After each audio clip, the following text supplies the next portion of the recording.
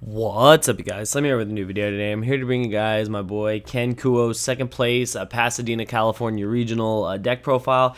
He played 48 card Hero Kid GOUKI. That's right, you guys, Hero Kid GOUKI.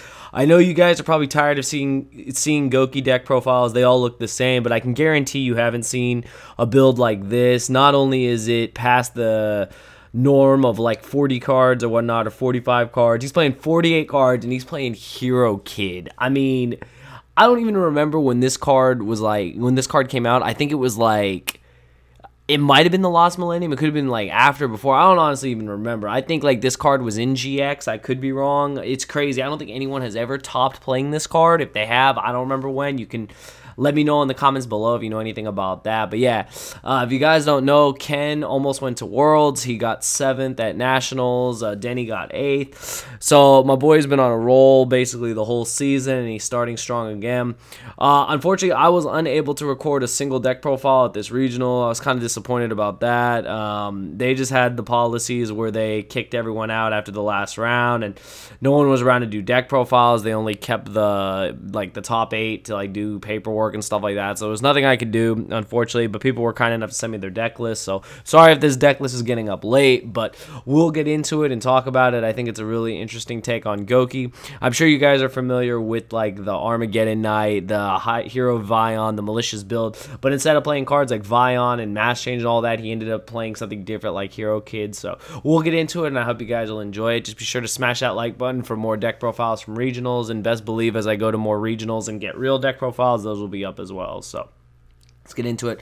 Start with the monsters. We got 3 copies of Malicious. You guys already know this just helps you link climb. It's crazy. His GOUKI lineup, you guys will see, is actually very minimal. I'm figuring he did this to like optimize more just like starter cards, and the GOUKIs are great, but they're not necessary beyond like the ones that he played. So he has a different ratio, I think, than a lot of other GOUKI lists, but he's got 2 copies of Suprex, 2 copies of Octastretch, and 1 copy of Headbat. I feel like that's pretty much all he needed to get his GOUKI combos off. He's still going to U-Link you. He's still going to Gumblar you. And playing these other extender cards and these starter cards would give you more access to being able to do that. 3 copies of Armageddon Knight, that's self-explanatory, just gets your engine going. He plays the 1 Teratop and the Takum Tom board. These cards aren't bad. They just are a free summon. They're a free invoker. Those of you that played Zoo, you guys remember this, how crazy it was. Even at 1 Teratop, it's still great. You even draw a Taketum board with it. You can still use it. You can still use Taketum board because of one of the cards in the extra deck, the Dragoness, the Wicked Knight. So that's really, really cool. I think that the synergy there is really cool, that you can just, you know, make Invoker off there. So very cool. Starters, extenders, Marauding Captain, Junk Forward, self-explanatory. They get your Invoker plays going. They get your Izolde plays going. And they just get the deck going where it needs to go. He also played 1 tech copy of the Phantom Knights of Silent Boots. This is pretty cool because if he actually opened this card here, Bringadine, he'd be able to special it. That's 1 random interaction I think a lot of people don't pay attention to, I think, which is pretty cool. You can also, if it's in your graveyard, you add a Phantom Knight spell or trap from your deck to your hand. That also has synergy because that does let you search the shades of Bringadine if you don't open it. So there's very good synergy there that I think a lot of people don't catch up on, and I think that's really cool that even with 1 copy of each, there's still synergy there that helps you, you know, extend your combos, and that's what you're doing with this deck. You're fully extending your combos to U-Link your opponent, Gumblar your opponent, etc. So very, very cool. Hand traps, he played 3 Ash, 3 Ogre, 3 Cherries. It's pretty standard. They're good. Ash is the best one against just Rogue and other decks. Not that great against GOUKI, but it's good against pretty much every other deck, so you have to play it. Ogre is great against GOUKI, of course, you guys know you hit the firewall, and Cherries is there, you know, you hit Izolde, hit firewall, you know, you stop them in their tracks. The 3 Hero Kid. So the 3 Hero Kid. Now, I know a lot of you guys are probably thinking, why on earth did he play Hero Kid? Well, Hero Kid's a warrior. What makes Izolde warriors? And also, if you special summon this card, you can special summon any number of Hero Kids from your deck. So this was basically just a link climbing idea. It makes sense when you think about it. Anything to just, you know, get more monsters on the board. So, like, if you open, say, Marauding Captain in this, you then just summon 2 more Hero Kids from the deck. That's pretty crazy. And you guys are thinking, well, what if you draw extra? I mean, if you draw them, you draw them. You know, you take that risk. the same with Malicious. But I think with 48 cards, you know, it's highly unlikely that you're going to open that many bricks with 3 of. So I think the inclusion of this is crazy. I don't think any list I've seen has done this.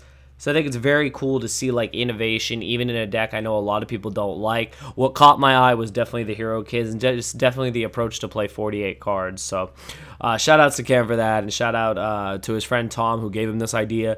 Wanted to make sure I mentioned that because he said, because when I saw the list I was like, did you really play Hero Kid? Like, I had to ask him, and he's like, yeah, I did. He's like, it helps you link climb, and I'm like, you know what, you're right. So yeah, 3 Hero Kid. If you're playing Gokis, try it out.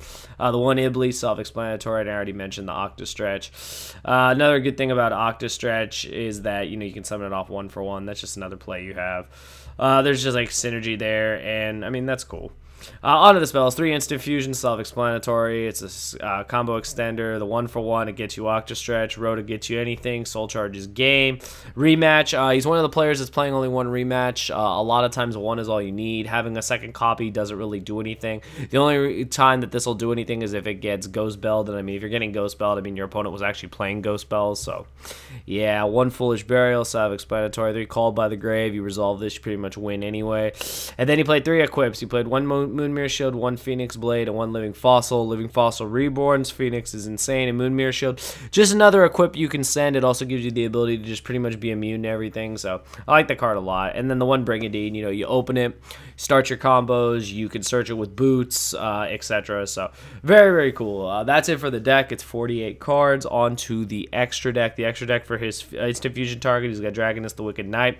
Love this card for this deck, even though I don't care for Gouki. I think the fact that it's level 3 to make Invoker, it's a Warrior to make a Zolde, and it's Wind to support Talking Board and Terratop is insane. So it's the perfect instant fusion target.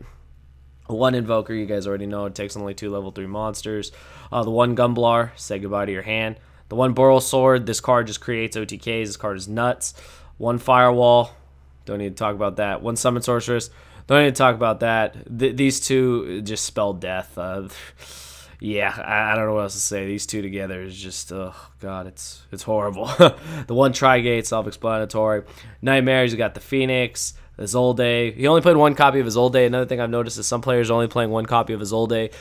Reason is that, you know, if it gets cherries, you know, obviously you lose 2 cards in your extra deck. I guess the theory would be, you know, you only need to resolve 1 Zolde to get your plays going. So the fact that you know, dedicate 1 less spot is better. However, if it does get, you know, if it does get cherries, that sucks. But I mean, at least you're losing 1 less card. If it does get stopped, you know, it sucks because you can't make a second one, but it's there. So self-explanatory, probably the best starter link in the deck. Cerebus, the Double Goblin, you guys already know. This card might get hit on the list. 1 Underclock, its arrows are important because it creates the U-Link, the Mermaid, and the Link Rebo. On to his side deck, he played 2 copies of Droll and Lockbird. I mean, he's got pretty much every hand trap in here, so why not? He side decked Unicorn. I think that was interesting. I guess it just didn't make the spot for like the main deck. In the main deck, he said that he played a Boral Sword instead of it. That makes sense. A Boral Sword is just like an OTK enabler, and not that Gokis need any problem winning the game, but it just solidifies wins if you're in a compromised game state. So having a Unicorn in the extra deck can be just something you can swap in if need be, if it's necessary, depending on, you know, if you're going first or second. 3 copies of Twin, it's the best generic removal. It really is, like, out of all the options you have, Heavy Storm Duster, MST, Night Beam, all these cards, Twin Twister has still stood the test of time. It's probably the best one. It just gets rid of the most problematic floodgates. You can chain to stuff, and I think that's where its synergy just really lies. And he played 3 copies of Midbreaker Field. You guys already know about this card. You activate it at the start of your main phase 1 or 2, and during main phase 1, monsters on the field cannot be destroyed by their opponent's card effects. Also, neither player can target monsters their opponent controls. You cannot activate or set field spell cards. I mean, this card's pretty good. You know, it stops a lot of things, and I think it's really cool that people are starting to play this. You know, there are ways to play around it, but I think it's cool that people are trying to innovate this card. It's a really, really solid going first card. So there's that. 3 Impermanents, not in the main deck, and it's the side deck. I mean, Ken's got every hand trap here. The Impermanents, the Drolls, the Sisters, all 9 of them. So Impermanents is just one of the best cards, one of the most versatile cards in this format because it's a hand trap and you can set it and turn off other cards and floodgates. So very, very cool. And then, of course, 3 Evenly Matched because, you know, you evenly the board, you win pretty much. So, yeah. That's it for his deck, you guys. Of course, he's going to shout out Royalty. He's going to shout out Just Flip TCG. all the people that we usually shout out on all of Ken's videos. Again, he had a hell of a season. He's starting off strong again. With GOUKI, he's played a lot of different decks. He's known mostly for playing Trickstar. The fact that he switched to this deck, I think, was interesting. I think the fact that he got as far as he did, shows not only can he switch decks, at the drop of a hat, but also just shows the skill level of a player he is. I think the innovation, again, with Hero Kit is crazy. Now, a lot of you may look at it and just bat an eye, but I think it's cool to see something different in the deck besides, like Vion and other stuff like that. I still think that build's very cool. I think it's better than standard GOUKI. It's just cool to see, different cards being played. Will this deck get hit on the list? Time will tell. We'll have our list hopefully soon. Some people think we'll have it this month. Some people think we'll get it in September. Hopefully we'll have an answer soon. But anyways, I hope you guys enjoyed the deck profile. Sorry this couldn't be in real life. Hopefully at the next regionals I attend, I won't have any issues recording. You guys already know. Doing my best to go to the 200th, so there'll definitely be more live content coming. Just give me time. And anyways, if you guys want to see any other deck profiles from any of the regionals going that happened in the past weekend or the weekends coming up, just let me know. Be sure to send me your lists either here on YouTube or on Facebook, and I'll definitely be sure to have them featured here on the channel. But anyways, I hope you guys enjoyed the video, and I'll see you guys next time. Thank you for watching.